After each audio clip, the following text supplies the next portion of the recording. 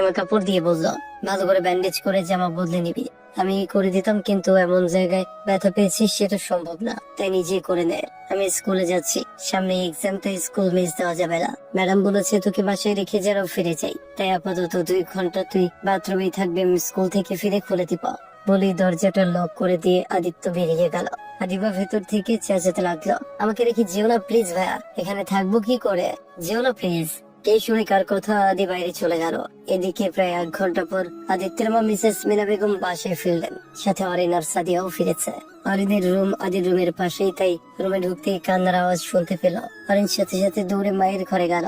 অরিনের অবস্থা দেখে মিনা বেগম বলে উঠলেন, কি হয়েছে অরিন, এভাবে ছুটে আসলি কেন? অরিন হাঁপাতে হাঁপাতে বলল, বাসায় তো কেউ নেই তাই না মা, ভাই আর আদিবা আপু স্কুলে, তাহলে ওই রুমে কে? মিনা বেগম বলল, ওই রুমে মানে?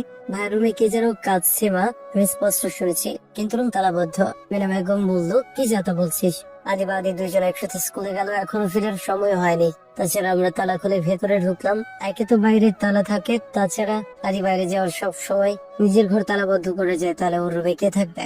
তুই হয়তো ভুল শুনেছিস। এসে বলে অরিনকে সান্ত্বনা দিয়ে নিজের ঘরে পাঠিয়ে দিলেন মিনা বেগম। এবার আর কান্নার শব্দ পায়নি, তাই নিয়ে আর কেউ বাড়াবাড়ি করলো না। আদিবার সাথে আজ প্রথমবার এমন হয়নি। বুঝার পর থেকে সে দেখে আসছে ভাইয়া নামক ব্যক্তিটি তার সাথে এমন করে। সেদিন বন্ধুদের সাথে ছাদে বসে ছবি তুলছিল আদিবা। হঠাৎ করে আদি কোথা থেকে এসে আমার সামনে থেকে তাকে টেনে হিসড়ে নিয়ে ছাদের চিলে কোঠায় ঢুকে পড়ে। তারপর আদিবাকে কিছু বলার সুযোগ না দিয়ে আদিবার পরনে থাকা শাড়িটা টেনে খুলে নিজের সর্বোচ্চ শক্তি দিয়ে ছিঁড়ে ফেলেছিল। সেদিনও ভয়ে কান্না করেছিল আদিবা, কিন্তু আদির সেদিকে কোনো খেয়াল ছিল না। তার যেন কোনো হোশ ছিল না সে কি করছে। আদিবা কোনো উপায় না পেয়ে আদিকে বলেছিল, কি করছো ভাই, আমার লাগছে, ছাড়ো প্লিজ।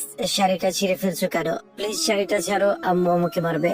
আদিবা এক মনে বলেছিল, কিন্তু তার কথা যেন আদির কানেই জানি। সে আদিবার দিকে তাকিয়ে আরো অস্থির হয়ে টান দিয়ে পুরো শাড়িটা খুলে ফ্লোরে ছুঁড়ে ফেলে দিয়ে রক্ত চোখে আদিবার দিকে তাকিয়ে বলেছিল, শাড়ি পরেছিস কেন? ভাই আজ 1 ফাল্গুন, তো ফাল্গুন বলে শাড়ি পরতে হবে এমন কোথাও লেখা আছে? তোর সাহস কি করা হয় শাড়ি পরার? আমি তোকে শাড়ি পরার অনুমতি দিয়েছিলাম? ভাই সবাই তো পরেছে। আদি সবার ভাই না, শুধু তোর ভাই, বুঝেছিস? তাই সবার অনুমতি না লাগলেও তোর লাগবে। অরিনা, পুষা দিয়া ওরাও তো পড়েছে ভাইয়া। চুপ, একদম চুপ, সবাই পড়লেও তুই পড়বি না। আমার কথার বাইরে তুই কিছুই করবি না, বুঝেছিস? এই নিয়ে আর একটা কথা বললে এই শাড়ি তোর গলা পেঁচিয়ে এখানেই ঝুলিয়ে দিব। সবাই ভাববে সুইসাইড করেছিস, বুঝেছিস? আমি কয়েকটা ছবি তুলেই খুলে ফেলতাম ভাইয়া।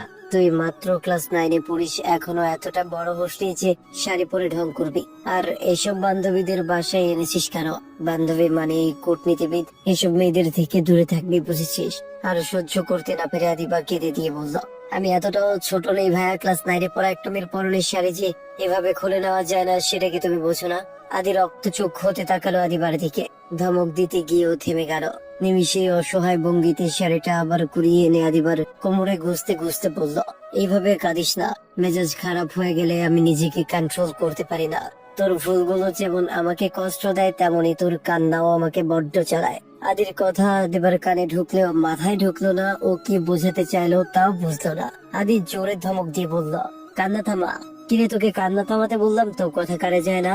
সেদিন আদির মা চলে আসে, আদিবা রেহাই পেয়েছিল। এরপর যেদিন আদিবাকে স্কুলে ভর্তির কথা হলো